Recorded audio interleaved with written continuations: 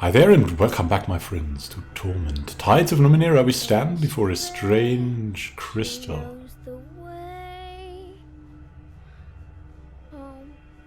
Of course. We want to investigate what that thing is on the Ascension. This massive crystalline structure looks like a shrine of some sort. Colored lights float about inside, each one like a tiny galaxy trapped within the crystal. As you approach, the crystal begins to hum. The resonations shake your skull. The humming shifts and increases until you hear a voice. Revel. The bright voice echoes directly in your mind. It stutters, uncertain, like someone trying to remember how to speak. Greetings, patterned one. I am the speaker. Welcome to the Ascension of Kexlianish. I am sorry, but the Oracle no longer exists. The lights pulse once, and a much deeper voice emanates from the crystal. Revelation. The Oracle was immortal. Time was the weapon that killed her. Makes no sense. Something clicks or cracks within the crystal, and it speaks with a bright voice again. I regret that without the Oracle, I will have very few answers for you, but I will do what I can. Thoughts you receive from the structure are not like any thoughts you have experienced before. They come fast and incomprehensible, but more than that, they come from all around you, from underneath and even above you. It's as if you can hear the thoughts of an entire world through the speaker. Why did you call me patterned one? A few of the lights pull together, creating a glowing circle in the air. No, not a circle. A pentagon like your tattoo. Patterns are what we do, patterned one. Life is a pattern, and your life more than most. Your thoughts hold a certain shape, a shape I've seen before. The lights twirl and chime wistfully. A man came through here long ago. He did some work here, I believe, or maybe came to hide something or find something. He never revealed to me his true purpose. The man who shares my pattern. I need to find something he hid. Do you know where it might be? I apologize, but I do not. Investigation was not my specialization, only speaking. The crystal vibrates once. The deep voice speaks. Revelation. The speaker can't speak to all sentients, even those that did not exist at the time of its creation. You said revelation in different voice? What does that mean? You are mistaken. Speakers are not authorized to grant revelations without the Oracle's permission, and the Oracle is no more. You hear another crack from deep within the crystal, as hard as ice breaking underfoot. The deep voice speaks again. Revelation. The speaker cannot hear itself give revelations. It stutters and falls silent for a moment before saying in the bright voice, I wish that I did have some revelations for you, patterned one. Alas, that time is long past. So if we ask about it, it will maybe break. We'll see about that. Do you know anything about the other humans over here? No. What was the Oracle? Let's concentrate on the very important questions. What was that? You are standing on it, or rather what remains of it. The Kexlianish built the Oracle to answer the most difficult questions of existence. The voice grows wistful. Then the Lianish left. The Oracle remained for 100,000 years or so before it broke down, I suppose. All that's left of the Oracle are the faux bits. Several sharp clacks resound within the crystal. The deeper voice says revelation. The faux bits were not always sentient. Cogitation. Would they have become so if the Oracle had not chosen disintegration? What are faux bits? The light stands within the crystal in a matter you can only interpret as proud. We are the faux bits, the sparkling lights you see inside some of the crystals. If the Oracle was a brain, then we were its neurons. Each one of us had our own job, our own specialization. You can't speak to the others, of course.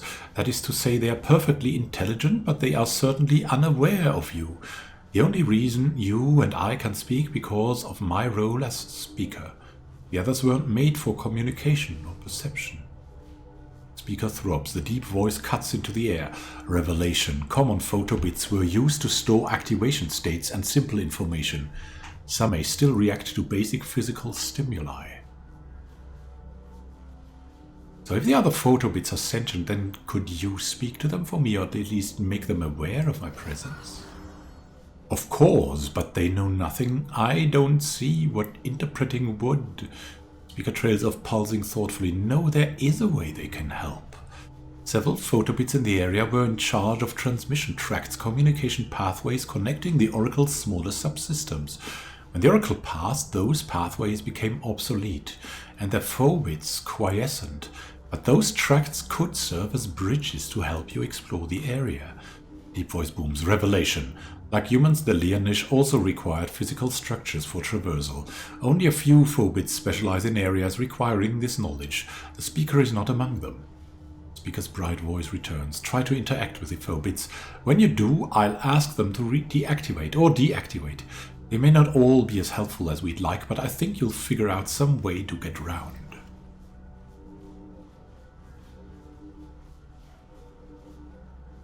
And what happened to the Lianish?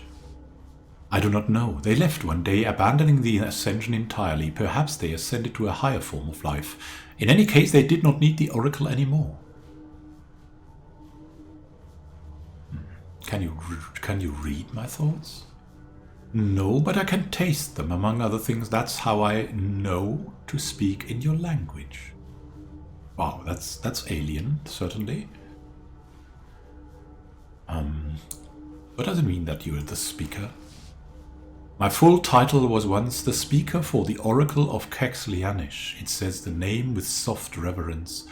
I heard questions from pilgrims, relayed them to the Oracle, and then conveyed the Oracle's answer by a revelation.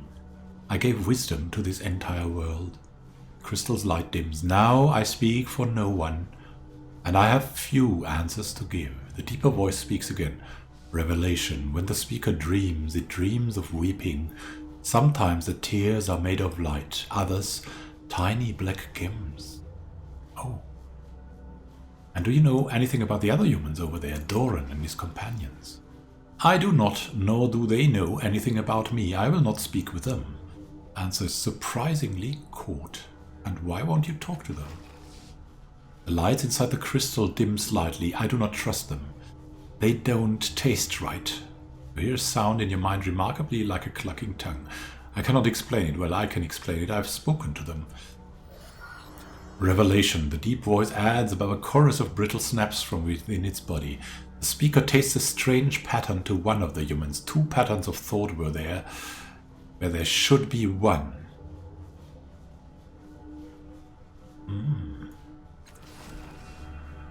Farewell, patterned one. So we're the patterned one, and the others have a strange and untasteful pattern. Let's see what we can do, I guess. With alacrity. I think that guy is the one with the two things. Look at this, he says, apparently to no one. The echo came back. Why are you calling me an echo again? Even your questions are echoes, he sighs, looking away. You're an echo because you're not the source. It's simple. Okay. Simple man. And Doran.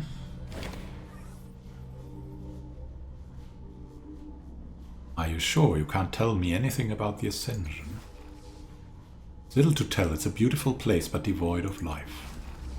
All right. Okay, we shouldn't talk to him. What's this? Oh, that's the phobits we can now activate. All right. Fine. And that closes this again? No, it activates this bridge.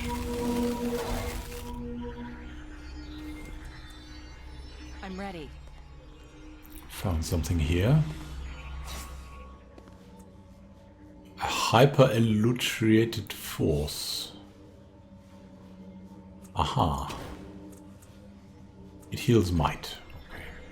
And this thing? This crystalline structure is distinct from all the others. It looks older, more fundamental. Maybe a more simpler version of the crystal. By no means basic. It is one of the more complex structures you've seen in this place. Large portions of it glow, emitting a low rumbling hum that you can feel in your chest. Blurry lights flit across the surface of its largest gems. Are you a phobit? A wave of force pulses out from the crystalline structure. Your body shudders with the impact, even though you hear nothing. Can you speak? The crystals release another single pulse, jolting their body. You get a strong impression that the pulse means yes. This phobid is not like any other you've seen. It may not have the communicative qualities of the speaker, but it is trying to talk to you nonetheless. What's your function? The glow dims slightly and the blurry lights on the gem surfaces disappear. You realize they weren't lights at all, but images the phobid was trying to show you. When they reappear, they show a flat crystalline plane. Then one by one shards emerge. They bud and sprout in the shape of other phobids. As you watch, they continue growing, creating ridges, walkways, stairs. In one corner, you see the speaker flower out of the crystals. In a matter of seconds, this entire region of the Ascension has taken shape in the image before you. This phobid built it all. I'm looking for a circlet of dark Highland material, the magmatic amulet. Have you seen it? Large crystal pulses once. An image appears of a human figure walking through the Ascension into a cave. The details are too fuzzy to make out who he is, but presumably he has the amulet. After a while he leaves the cave. The images move quickly, then crystals growing and shrinking as time passes. Suddenly the entire image shakes and the cave entrance is gone. When the cave entrance closes, it doesn't look like a simple collapse. Crystals grow up from the ground as if they're intentionally blocking the way inside. Why did the cave close? Violet light dims for a moment and an ominous pulse shudders through your body. An image appears of some kind of multi-legged clawed creature you've never seen before. Only the creature in the cave again. The violet light dims again. The phobid shows you again an image of a multi-legged clawed creature. It appears to be devouring solid crystal shards. You closed the cave, didn't you? Can you open it again for me? The light within the crystals freezes in place, and the humming of the phobid ceases. It stays motionless for some time. Finally, you feel the single pulse of force through your body. Yes. You feel the ground rumble under your feet. After a few moments, the vibrations cease, and the phobid shows you an image of the cave. The crystals that blocked the entrance are gone. Thank you and farewell. Feel 2 quick pulses through your body, then the crystal structure still. Is there a cave now anywhere? Could it be here, or is it up here? I need to look quickly, not to go into any wrong directions. No, it doesn't seem like. Okay, alright. And we should proceed, maybe. So the creature will have to fight. See about that very soon, I guess.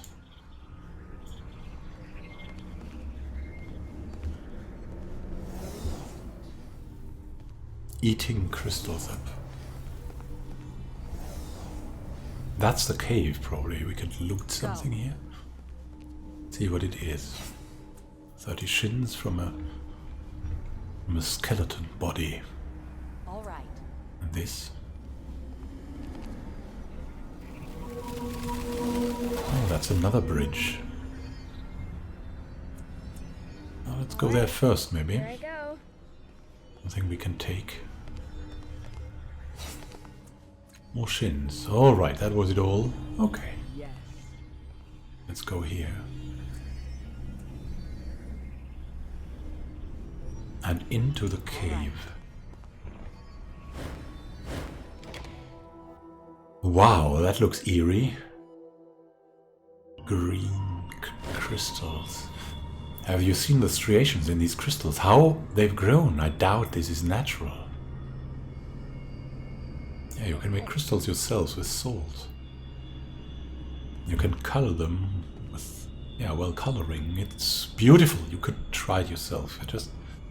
It's salt water, and you need some, just some coloring from pencils. You color the water, and then you let it dry out. They're made of crystalline structures, crystals, formed out of salt, and they have a beautiful color. Then, if you take, for example, blue, And we'll have a beautiful blue crystal for you. Of course. See what this is. More for us. That's very nice. All right, Ren, you can do this. Something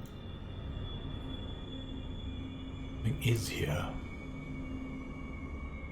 Sure. What is it? Do we find the creature? Maybe the creature created this. There's a crack here. Let's hope this is not a trap. We'll have to proceed anyways. That's cracking. Maybe because of the crystal's growth.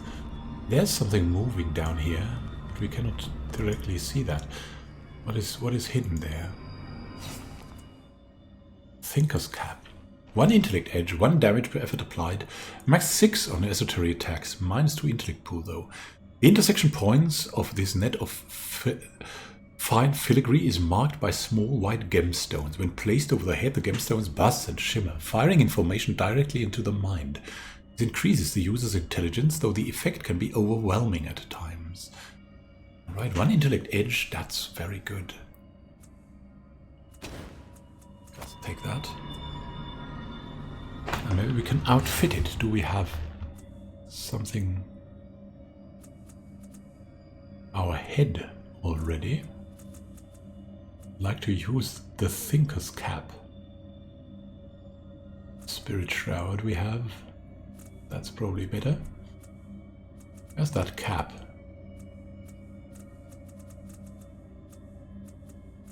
Here it is. That's an artifact. We have the Pellucid Wrap, +2 intellect pool, +1 damage per effort applied.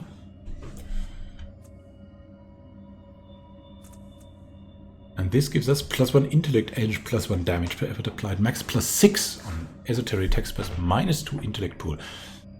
I think that's not worrying too much with a +1 edge.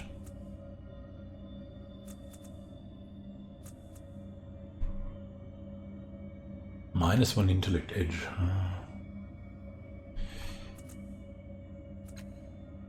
But maybe we can get this to Calistique too.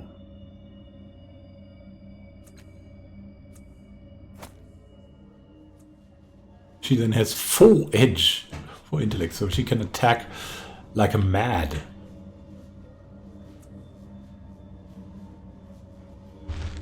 We'll try that out, I think. Try that out.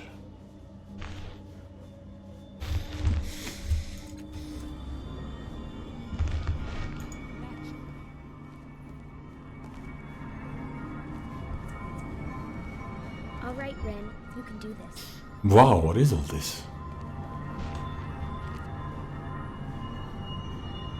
An impenetrable field of energy seals off part of the cave. This device seems to be the source of the low hum that permeates the cavern. It's receiving power through thick cables from 2 large machines against the wall. A phobit appears to be trapped in the central crystal. It flickers excitedly. It wants to get out, probably. There's some kind of... This machine is similar to the one next to it, but it doesn't have any sort of interface or control panel. And we'll look if we can solve this riddle in the next episode. Thank you for watching and happy gaming to you. Maybe free the phobit. This is Immanuel signing out. See you soon and happy gaming.